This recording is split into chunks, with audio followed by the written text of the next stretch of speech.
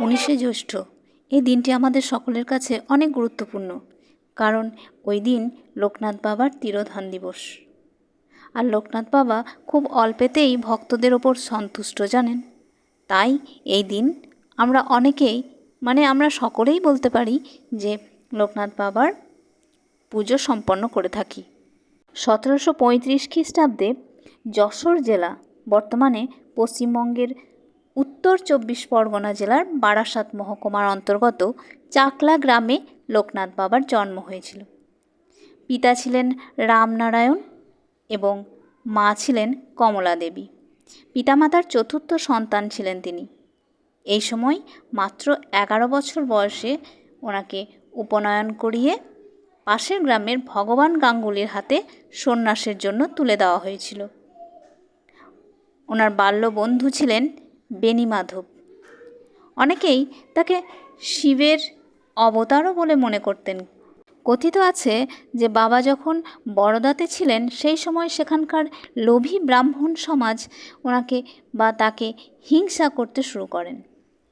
সেই গ্রামে কামাখ্যা নামে এক অহংকারী সাধক ছিলেন, যিনি লোকনাথ বাবাকে সিদ্ধিলাভের প্রমাণ দিতে বলেন। কামাখ্যা বলেছিলেন যে লোকনাথ বাবা যদি সিদ্ধ পুরুষ হন তবে তিনি তার শিষ্যত্ব গ্রহণ করবেন।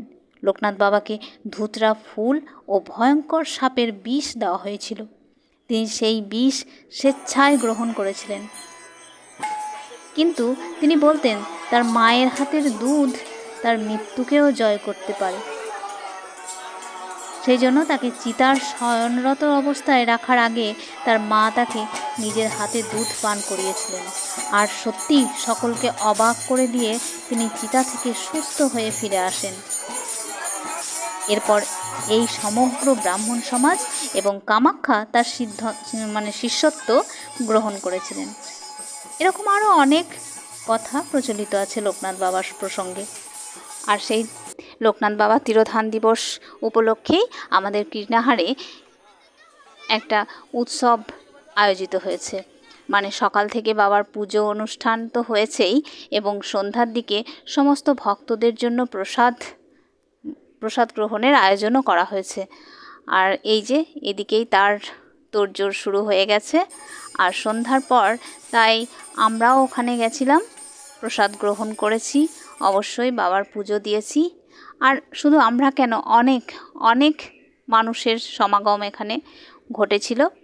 এই যে দেখছেন, এখানে পাড়ার সমস্ত দাদারা, ভাইয়েরা সবাই অংশগ্রহণ করেছে এবং সকলে মিলেই সেই উৎসব অনুষ্ঠান সম্পন্ন হয়েছে।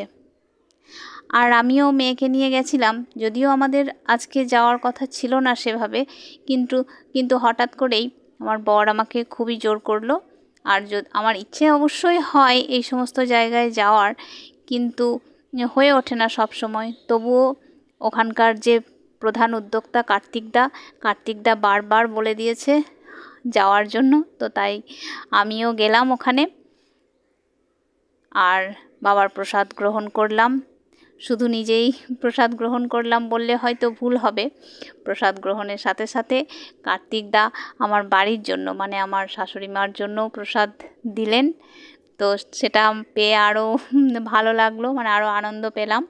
তো সেই প্রসাদ নিয়ে বাড়ি এলাম এবং মাকে দিলাম, বাবাও প্রসাদ গ্রহণ করলেন, বেশ ভালো লাগলো।